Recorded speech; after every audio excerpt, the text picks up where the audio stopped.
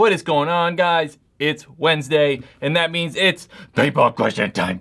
Today on Paintball Question Time, touchscreen paintball guns, why are pod packs differently priced, and how to get a job in the paintball industry. Maxy Matt asked, do you think there will ever be touchscreens on paintball guns? Yeah, I could see it happening. I mean, at this point, pretty much everything that has a screen has some sort of touchscreen capability. I mean, phones and cars and watches, cameras, computers, I don't know, everything that has a screen, there is some version of that has a touchscreen. I don't think we'll see touchscreens that soon though. We need to invent like a better glass or something more durable to be able to withstand the like abuse that we put paintball guns through. I mean, like phones and that kind of stuff aren't getting repeatedly shot or like banged on the ground or run into rocks or something like that. So there needs to be like a stronger, more durable screen technology before we see like massive adoption of touchscreens in paintball guns.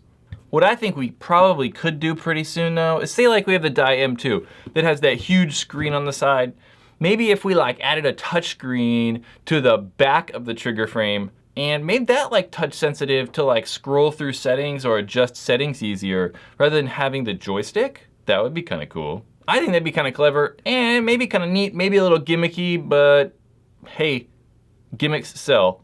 So it's gonna happen, I just don't know when. Deevud Loo asked, what's the deal with pod packs? They're all the same.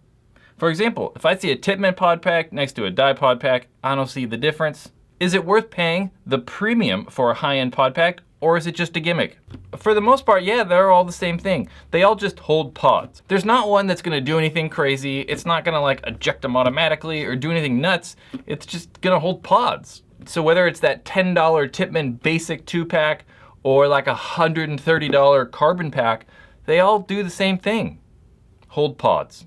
What you're paying for though, that price difference is quality. So these less expensive packs that are like 30 bucks or 20 bucks just aren't gonna be as nice and made as well as like $80 packs like the Die pack. They also have a couple different features. A lot of the higher end packs are gonna have like a soft back padded cushion area, so they're a little bit more comfortable.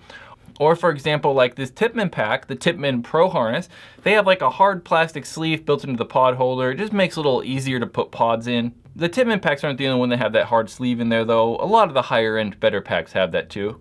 Comparatively to the Tippmann Sport harness, this is just soft and it's a little bit harder to put pods into. And in general, the materials aren't as nice, so they're just not gonna last as long. The Velcro is also gonna be much better on those higher end packs than it would be on the less expensive, cheaper, like Tippmann packs or Valken packs or whatever they are.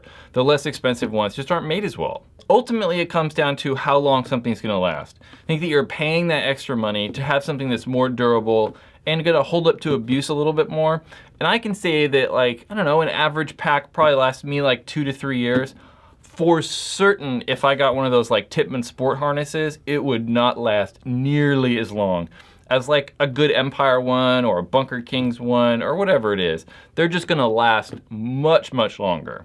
So while there aren't any like really big features that make one pod pack better than another, it's really just about how well they're made and the quality of materials, and they just last longer. Raymond Fielder asked, I want to work in the paintball industry, what should I do? Raymond, that's a hard thing, right? I know that a lot of people want to work in paintball somehow, but it's hard to just go like directly to a paintball company and start working. Most of the companies that are hiring people are like old pros or field owners or store owners and people that have been around for a long time. They're not like, generally not at least, sending out applications on the internet. They're like, hey, we're looking for a sales rep, or hey, we're looking for gun techs or something like that. It's typically only people that are already in the paintball industry.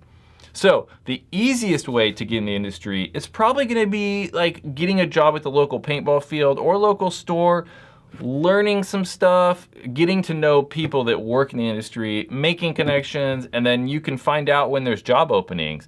Like I know I hear about every once in a while job openings, but they're primarily looking for people that have lots of experience within the industry already. So you don't have to learn anything. You just kind of know everything already and there's not a steep learning curve for you. So it's difficult, like go pro or work at a local paintball field or store. Raymond, I hope that was helpful. It's kind of difficult, but if any of you guys watching this have any suggestions about how to get jobs in the industry, leave a comment below. Raymond, watch for those. That was Paintball Question Time. If you have more questions that you would like answered in Paintball Question Time, leave a comment below or use hashtag PBQT. To check out more of these Paintball Question Time videos, go right there to that big rectangular box, the Paintball Ruin My Life store by hitting the square one, or the circle button and subscribe to Paintball Ruin My Life.